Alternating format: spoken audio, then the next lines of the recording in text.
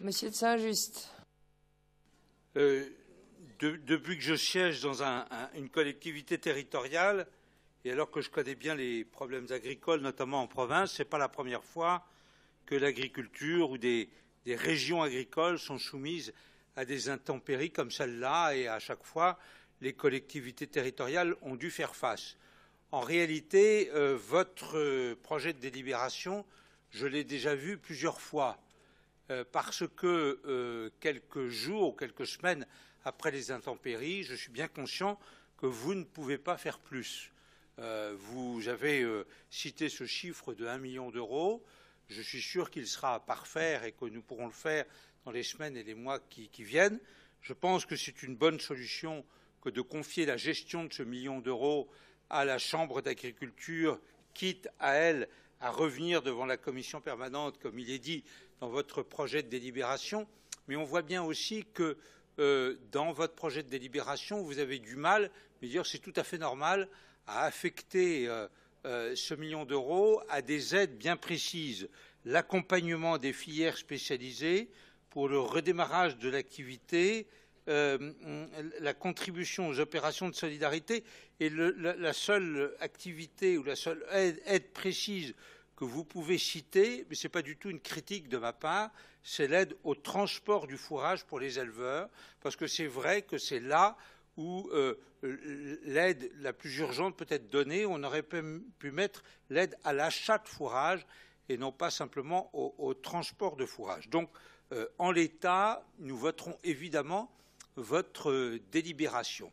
Mais il y a quand même un point que l'on peut aborder. On sait que tous ces agriculteurs, dans quelques secteurs que ce soit, les maraîchers, l'agriculture extensive ou autres, en fait, ils vont avoir des investissements d'urgence à faire pour réparer, mais en réalité, ce qui les guette, c'est pas tout de suite, mais au dernier trimestre de l'année ou au début de l'année prochaine, un manque à gagner, des difficultés de trésorerie très importantes, parce que la récolte, même la récolte de blé ou même la récolte de betterave n'aura pas pu être bonne, elle aura même été très mauvaise, et les recettes manqueront et la trésorerie manquera. Et c'est pour cela qu'en parallèle à l'action que vous menez aujourd'hui, Madame la Présidente, je pense que, en votre qualité de présidente du Conseil régional, vous pourriez intervenir. Je vous l'avais demandé il y a quelques semaines, enfin juste après intempéries, mais pas officiellement. Là, je le fais officiellement. Vous pourriez intervenir auprès, je pense, du ministre du Budget pour qu'un certain nombre d'agriculteurs d'Île-de-France, dans tous les secteurs, l'élevage, le maraîchage, même la culture extensive, puissent être exonérés, au moins pour un temps, des remboursements de crédit, des charges sociales, de la MSA, peut-être même des impôts, parce que c'est cela, à la fin de l'année ou au début de l'année prochaine, qui va être le point le plus crucial.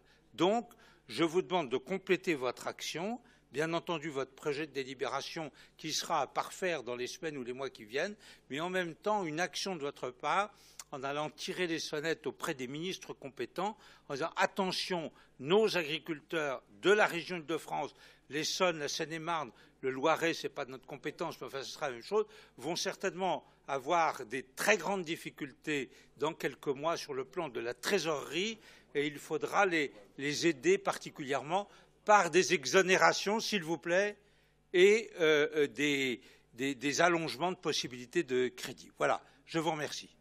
Je dois dire qu'à l'issue de cette journée, enfin, ce n'est pas encore tout à fait terminé, malgré l'heure tardive, nous pouvons quand même indiquer que nous allons voter votre rapport, mais nous allons le voter malgré l'attitude dont vous faites preuve à notre égard. Encore une fois, Madame Chain-Larché, vous vous êtes soigneusement abstenue de me répondre. Alors, c'est assez extraordinaire, j'ai regardé ça depuis ce matin. Chez vous, avec vous, Madame la Présidente, ce sont vos vice-présidentes qui font preuve à notre égard d'autant d'affront et d'autant de morgue. Madame Evren ne nous a pas répondu, Madame Joanneau ne nous a pas répondu, et maintenant c'est Madame Chain-Larché. Enfin, qu'est-ce que vous voulez? On a le cuir tanné, on est habitué. on votera quand même ce rapport parce qu'il est en faveur de l'agriculture et des agriculteurs franciliens. Merci.